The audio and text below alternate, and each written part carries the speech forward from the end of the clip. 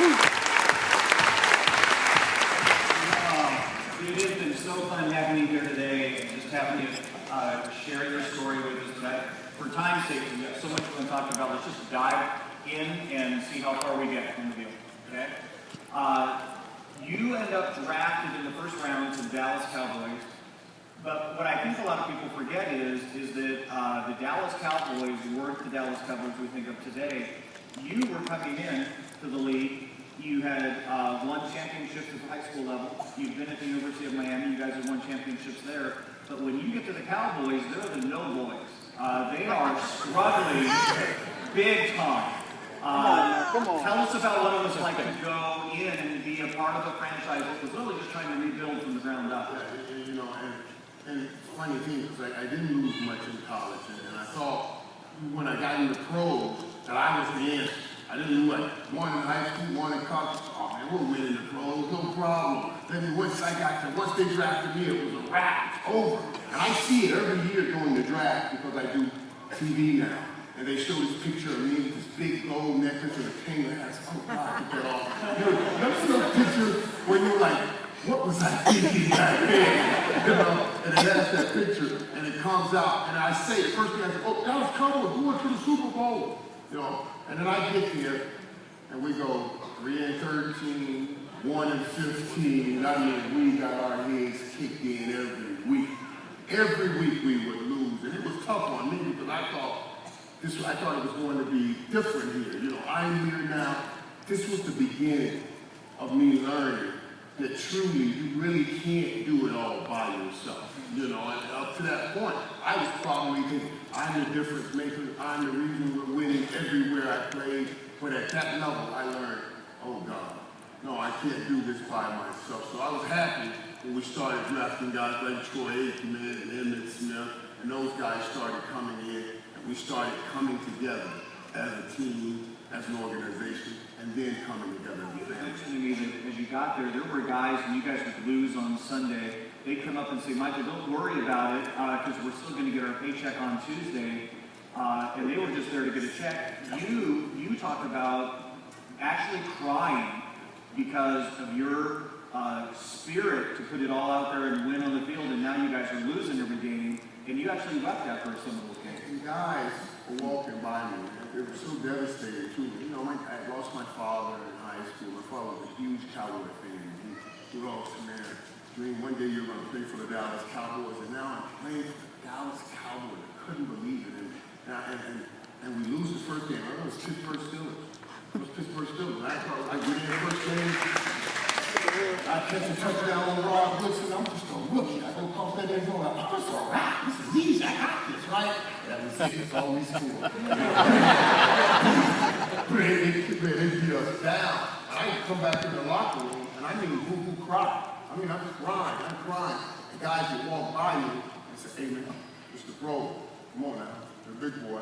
Don't worry about it. Pick up that check on Tuesday. And I'm telling you, you know, in our culture, you know, African Americans, we always got this thing, well, I ain't no snitch. The next year we hired Jimmy Johnson. I was a snitch. I had a list. I gave it to Jimmy. He was like Santa. I checked the list twice. I said, all of these ain't by me. And said, let's make sure we pick up the check on Tuesday. All of these have to go. We got rid of all of them. You know, we did. We got rid of all of them. I must admit, I was a stitch. Yeah. So the team does start nosing up, though. I mean, you do start getting guys like Troy Aikman. You get guys like Emmett Smith to come join the team, and then honestly, other guys.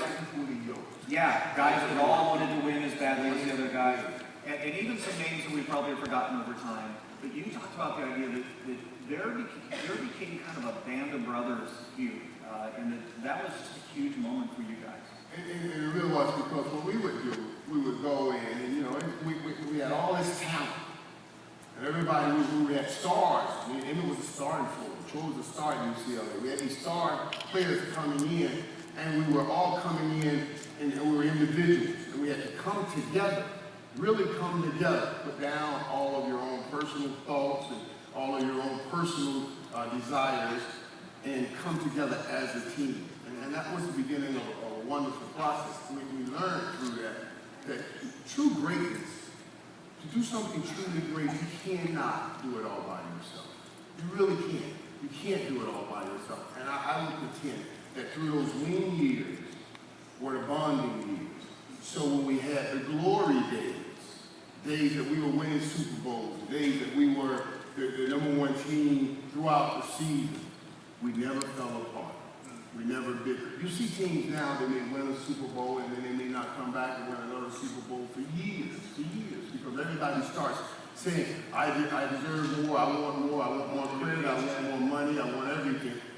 But we were able to move through that because we were all together in the downtime. We went through process before we had this great progress. And so it got us right in our person, not just in our profession. You know, so we grew together, and that made a difference. So when we got up and we were doing well, nobody ever got the big head. Nobody ever thought that it was all about them, because we were all there when we were getting our heads kicked in, and we all remember that. You know, and I think that's such a valuable lesson for all of us, Michael, because I think we live in a world that wants instant everything. We want instant fame, we want instant success, we want to have more than our parents had, you know, the day we get married. And yet, your story is those years of struggling, those years of failure were probably necessary. They were the years that formed you guys so that when you got to success later on, it didn't blow you guys up and out of the water. And I think we forget sometimes when we're in hardship that God sometimes is doing his best work in us. And you know, Pastor, hitting that on me, you know, and if you come through the time, you just stick with it, in the end you will win, and you will see it, and it's greater in the end when you go through the process. It really is, as opposed to having that high down, that high up. You know, when I got in the league, some of my stumbles came because I went from nothing to all of a sudden having so much. You know, so I was great in my profession, but not mature in my person. You know, and sometimes you go rise up in one area, and you don't equally bring that other area up, and it leads to disaster. It leads to disaster. I so honor the process of all things now. So when I'm going through a struggle or a tough time, I don't look for or think about, oh, somebody's trying to kill me, what's going on here. I say, God, what are you trying to show me? You know, what do I need to get out of this? Because I promise you, we all search ourselves more in defeat than we do in victory. When we would win a game, we're watching the film, but it's really joking and having fun. But when we lose a game and we come here to watch film, man, you'll hear a pin drop in there because everybody's watching. How did that happen? How did we lose this game? What happened? What happened? And I think that's what life is like. That's what we're like. You know, and that's why when you come in, you have issues. Some people come into church and they have some issues, and they think it all happened in a week. I tried God. I came for 3 weeks and nothing happened. I came for 4 weeks and nothing happened. You came for 4 weeks. You were out there for 10 years, and you gave God 4 weeks. You gave the devil 10 years. You gave him 10 years of running, and you only gave him 4 weeks. And you know, and I think what we need to learn. Everything we have now, that we deal with now, is about instant. You know, my mom, they wanted a picture, they took the picture, they had to go and get it developed. I'm back in 3 days. You know, so you build up an anxiety, and what's going to be a great picture, you're waiting on it. You know, if you want to make a phone call while you're driving, pull over, find a dime or quarter, put it in, wait. Now, you got beep, hello? Yeah, everybody has a cell phone, and you can talk on the cell phone, beep, I just took a picture too. Everything comes instant. And so what we think when we get everything in our life instantly, we think everything should work like that instantly. And spiritually, now God has the power to save you, remove you, instantly. He has the power to do that. But I'm just telling you, that's not how it always works. And it really is sometimes a process to get into where you want. So, you know, wherever you are in the process, keep your eyes on the prize and keep moving forward. And you'll get where you want.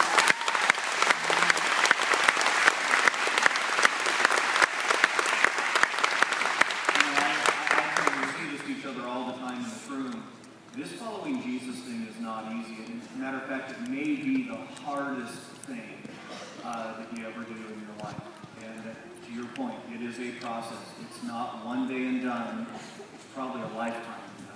And early on, when you come in the house and you hear guys like the pastor here tells you to fight, it's not about flesh and blood, for principalities. What do you mean by that?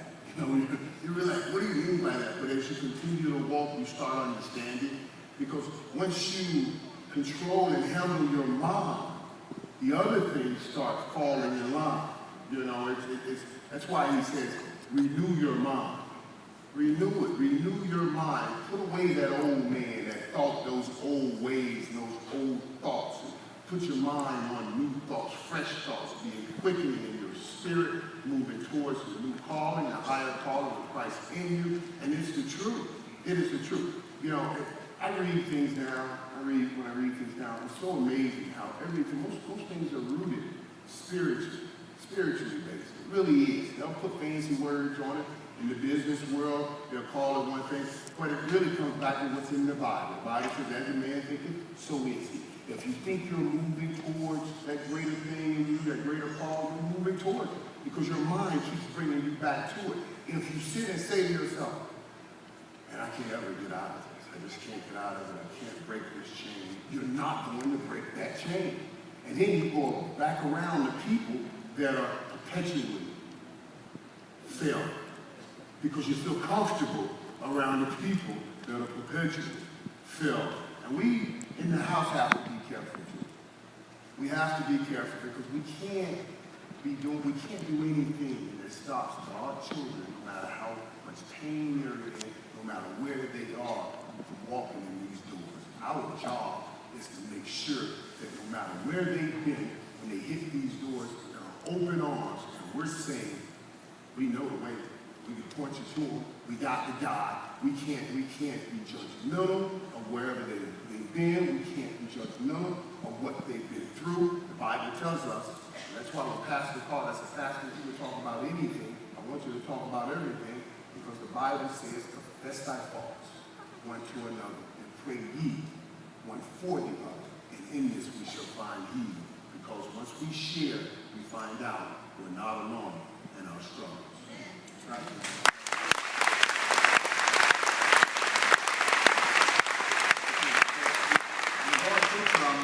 Let's go back to football for a second, okay? All right?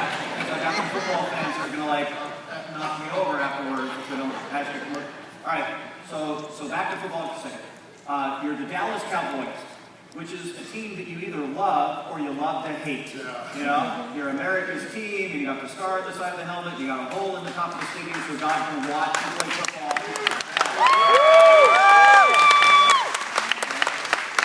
But that also means that you got a target on your back every time you go into it. So tell me, when you guys looked at the schedule, and which teams did you put a little check by and go, okay, when we play them, that's going to be an all-out drag-out.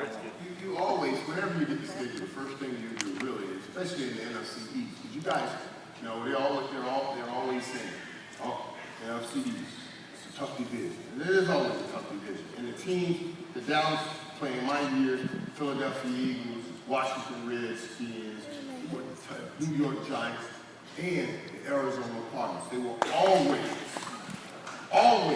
our toughest game. No matter what.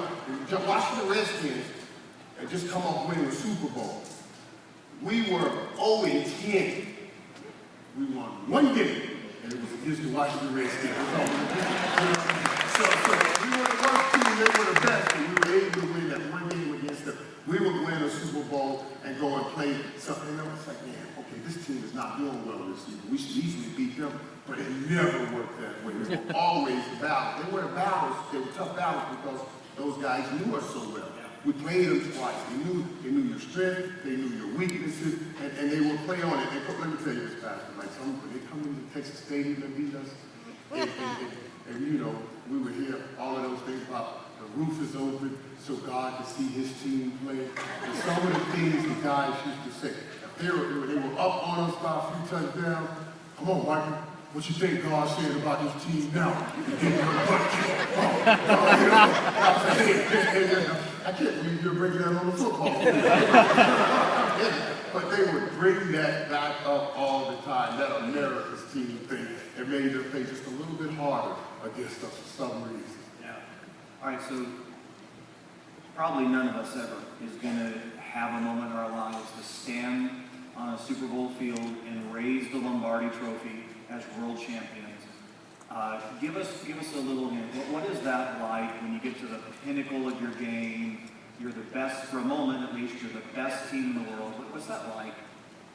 It really was quite a moment, you know, because I imagine most kids in here, especially most young men, have played in their yard and things like playing wide receiver, up down by 6 in the Super Bowl, a minute left, and you throw the pass to yourself, touchdown in the Super Bowl. You know, so we dreamed about these things, and to actually have it happen, you know, it was wow. And I grew up, right, 17 brothers and sisters, 16 brothers and sisters, 17 of them.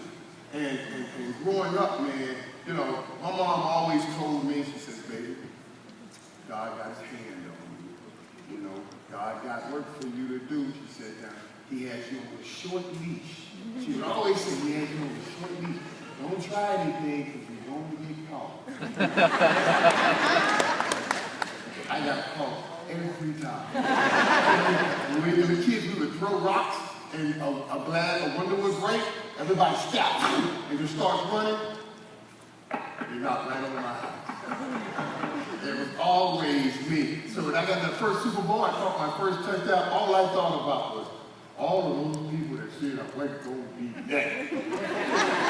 They saw that, right? Let's go to the Super Bowl. You know what I mean? It really was. It was quite a moment of accomplishment, and I do believe it was such a moment because of how hard it was in the beginning. Okay, so we've been inviting friends. We've been going out and saying, hey, Michael Irvin's coming to our church. And we've got a lot of kickback. We've had people go, hey, that's that guy. He was out messing with all those women. He was drinking like a fish. He was doing cocaine. He did all that stuff. And as a matter of fact, when you and I got on the phone, you said, Pastor, we can talk about it because everything they've said is pretty much true. It's true. So tell us a little bit about what that was like, what was going on in your life. You know, we would go through, and I tried to compartmentalize things. You know, when I played football, I didn't do anything during the season. I was just a football addict. I loved the game of football, loved it more than anything. And then after the season, Coach Johnson would say, in the long season, I want you guys to get away. You know, and then this is February to March, first week in March. My birthday is March 5th. So this works out fine for me. I can get away, I can have a blast of a time. I'm going to have a party on March 5th, because everybody in the NFL starts training the second week of March. I said, it works out perfect. I can have my last day, and I done that. I did it for years. I would play football, and then get away, get out there, chase girls, get wild, get high, all those things. Come March 5th, I have that final party, and then I'm going back into training. I was able to do that until I didn't have football anymore. And I really realized it wasn't that I had control of this. I was switching addictions.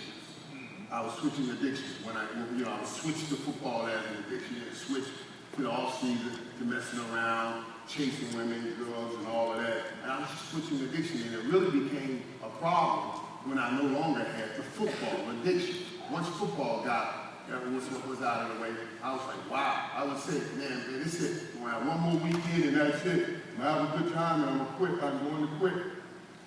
That weekend come and go. I said, better tell my wife, I promise everybody, that's it. I tell you, last weekend, that weekend come and go, and I'm still doing it. And it really got, it got tough because here I am, a guy that thought, I had closed my wheel. 3rd and 9, I'm going to make this play. I don't care what you say. No matter what, I've always thought I was strong in the mind, but I wasn't, and it became very difficult. I think that is so powerful for us to hear, Michael, because I guarantee you, in our crowd, there are people who are trying to do that very same thing, and they're living their life in boxes. They've got compartments, and they say, hey, this is my church box, and this is where I'm kind of religious, and this is my family box, and this is my employment box, and this is my finance box, and we think we can live and kind of shift gears and go into each of those boxes, and the one box doesn't affect the other box, but the reality is They all affect one another, and as hard as you try, and as much control as you can,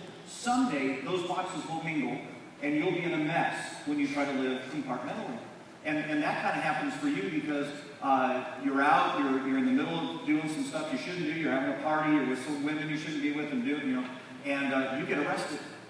So tell us about that. March 4th, this is supposed to be my big party right before I get to training, and I'm in a hotel room and we're out last minute, poof, they come breaking in the door, we get, bam, here it is, I get arrested, and this thing's all over the news. It's all over the news, I got, helicopters over to my house, and I'm driving home thinking, what am I going to say to my wife? And then so much went through my mind, the drive was excruciating as I drive. I said, okay, man, then I turn it, I'm trying to say, man, I've been working hard, I've been taking care of everybody.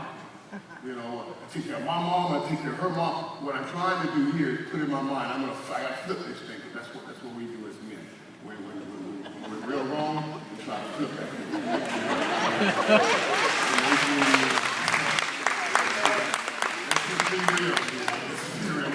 Flip this thing, so I'm going to try to flip it when I get home, and I expected her to be, totally upset, because she had every right to be hurt, and when I walked in the house, I'm prepared for an argument, or just to argue, and maybe you just said, forget this, because I don't want to have to sit there and deal with it, and walk back out of the house, and just go. But when I walked in, my wife looked at me, and I got ready to start speaking. She wouldn't let me speak. She said, you don't need to say a word to me. Don't worry about me. She said, you need to go make your peace with God. I'd much rather just have an argument with you. You know what I mean? I was serious, man. She put me in a place like, and I had been preparing for it the whole 40-minute drive home.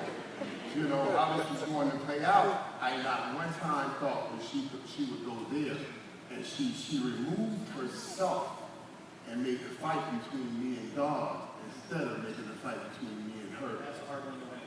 Oh my God. Oh my God. Because now you're sitting there saying, when she took that, I said, you really are dumb, man. What are you doing? Look at what God has sent you. Look at what you have. Look at, how many people could have handled this that way, everything, and it left me really, really, really struggling. It really was. It was different. I'm just thinking, what amazing wisdom on her part. Because I guarantee you, she had stuff she wanted to say, right? And how much wisdom did it take for her to say, I'm going to step away, and I'm going to leave Michael to deal with God. Because if he deals with me, we're just going to have a shouting match. And if he deals with God, he'll know he's wrong before he even opens his mouth. I mean, what an incredible decision on her part. And selflessness, as we would call it, that just saying, I'm getting out of the way. This is between you and God. And she's always said to me, God told God, and always said that I am going to be here with you, and I'm going to help me and all of those things. But, in times like that, I'm not expecting her to have that space, and I was expecting us to really get into a serious, we should have been well within her rights to do that, and for her to take that approach and just really, it floored me. It floored me, and I guarantee you it was like the beginning of that process, and you got to try to do something. You got to. You told me that even as you were doing football and doing the party, you knew back in your heart that you and God had some business to do. And you talked to me about this point where you kind of said, hey God, when football's over, then I'll get serious about you. Tell us about that. I always said the power of life and death is in the tongue. You put it out, and we were going to Great Philadelphia, and I was playing with little Michael at the time, throwing the ball around, and he was saying, Dad, throw one more ball. And I said, I got to get on the plane. And I said, well, do it when I get back. And I get to Philadelphia, and I remember getting on, I said, man, God, when I'm done with football, I'm going to really focus and turn my attention to you. It was like God said, oh, that's the issue. Okay, so I go out against Philadelphia, I run, slant, and I run a million times. I become, that was my play, the slant route. And I ran that slant, it was the last slant I ran, I laid, I got hit, laid on the carpet, I was paralyzed. And on that carpet, let me tell you something, paralyzed. My legs were crossed, and the guy would say, he said, uncross your legs. And I said, okay, so uncross your legs. I said, I did. And then, they look at each other like, oh, and you didn't hit me like, oh my God. Oh my, so I got right to praying, God, please, God. I know, just, if you let me get up from here, I promise you, that's it. I'll never do it again. I'm never going to do anything wrong. That's it. I'm going to listen. I'm going to be with you. I got up, and I went to the hospital that night to regain my feelings, got up, walked out the next day, and walked right back to that mess. After promising God, I walked right back into that mess, man. It was, it was something. He took football away, and I walked right back into that mess. But it was the beginning, once football went, because it really helped me realize, okay, you're switching addictions. I'm searching for something. I'm trying to fulfill something in my spirit with something out here that's material and fleshy, and it just could not do it. You told me you ended up at the Potter's house, Bishop T.D. Jakes, and he's giving a sermon, and he's talking about coming in from out of the rain. And as you hear this message, you sit in that audience and you say, this is my son, this is me he's talking to right now. And that was the day that all of the kind of the games and all of the negotiating changes to, I'm in. I'm seriously going to follow Jesus from here on. So tell us about that message. The message what Bishop was talking about, and Bishop T.D. Jakes at the Potter's house, he was preaching, and he was saying, you're walking around, you look good, you got all the cars, and I had all the cars, you got the nice clothes, and the women are all crazy about you. And everybody thinks that you have the life of life, but you're dying inside, and you're miserable. And it was me, and this is, I had gone through the process, man, I would tell my son we had a 9 a.m. game, I would go watch that game, and then we had a 7 p.m. game. I would drop him off at the house, and then say I'm going to work, but I'm coming back home and take him to the game and never made it back home. I would tell my wife, baby, I'm going to go up here for 2 hours, and I come back 2 days later, and Bishop was preaching this sermon. He says, everybody's thinking you have it all together, and you're falling apart. And it's time to come in out of the rain. And here, you don't have to have it all. It's okay to be weak. You don't have to be the man. And man, I was sobbing so, man. I got to that altar, man, and I prayed. I stayed on the altar. Bishop came over and picked me up, and he held me. And he held me, and I was just crying, and everybody started praying. And really, just changed things from that point on. Now, I'm not saying I was perfect from that point on, but it changed things from that point on. I wasn't trying to do things in my strength anymore, because I failed so many times trying to do it in my strength. It was like, okay, I can turn this over to you. God, it's in your hands now. I made the steps, I'm making the commitment. And see, that's what we got to understand. Once you start making the steps and the commitment, man, he'll start covering you and taking care of you. So that's why I tell people, wherever you are, just keep stepping, keep making those steps, keep making the commitment, and in the end, you will win. Okay, so here's the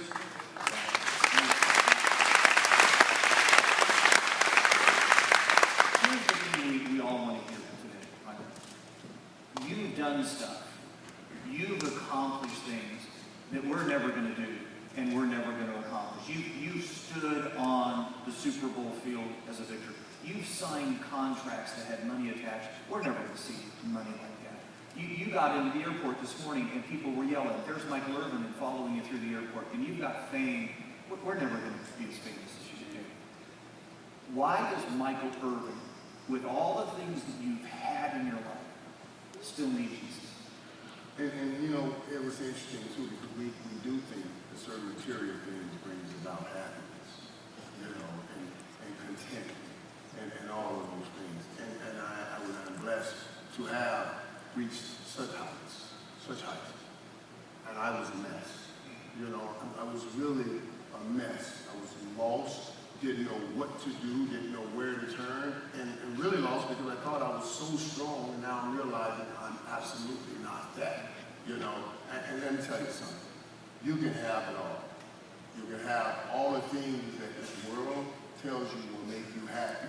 But I promise you, the cars, all of that, you'll be driving a nice car, an empty man. And that's what I was doing. I was driving a nice car, I had the nice clothes, had all the most beautiful women in the world. But I was an empty man. I couldn't find satiety in any of those things. And even in Super Bowls, I couldn't find, when I was young, Mom said, you're going to be somebody. And I would think that she means I'm going to win Super Bowl. After I won the first Super Bowl, I was like, oh, hey, win another one. Let's win another one. Maybe let's win three. Let's win, but I was never told, I was never satisfied. It was always something else. I was empty in my spirit and trying to fulfill it out here in the world. And it was just not, you're not able to do it. Money doesn't bring it. Cars doesn't bring it. Big houses doesn't bring it. I'm telling you right now, it doesn't bring it. What we're talking about is peace and a sense of purpose. That thing that God has called you to be. And the only place you can find the reason you were created is to go to your Creator. I promise you, everything else will fall short. Trust me, because I've had it, I lived it, I still have it. And I know it's nothing without Jesus.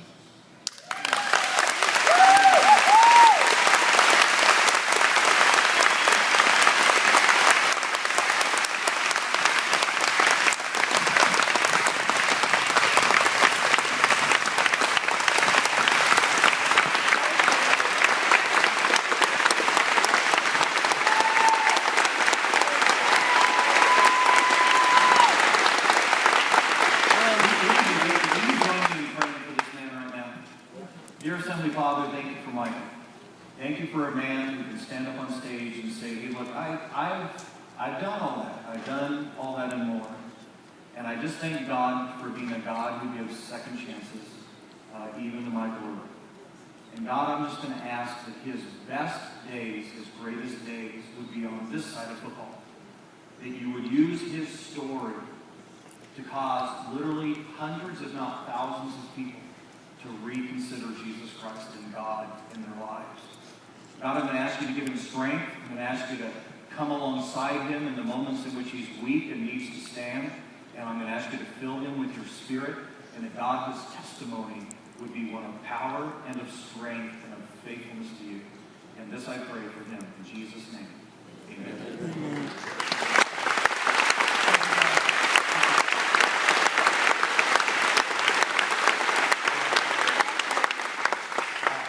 Thank you guys for coming out, man. I said to Pastor, I thank God that, when I hear guys like Kurt Warner, these guys have all been in here. These guys have been so great on the field and off the field, and I certainly haven't been that.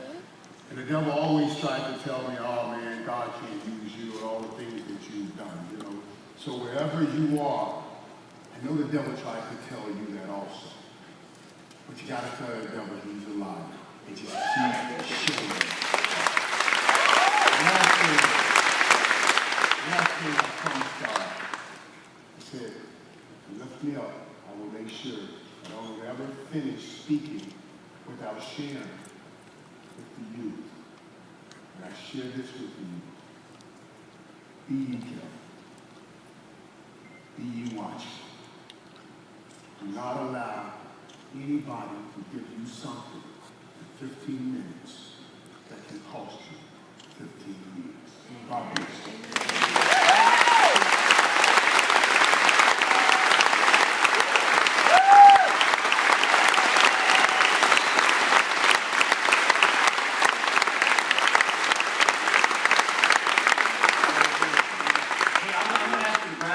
Real quick, and then I'm going to explain to you how to go meet Michael and get his autograph.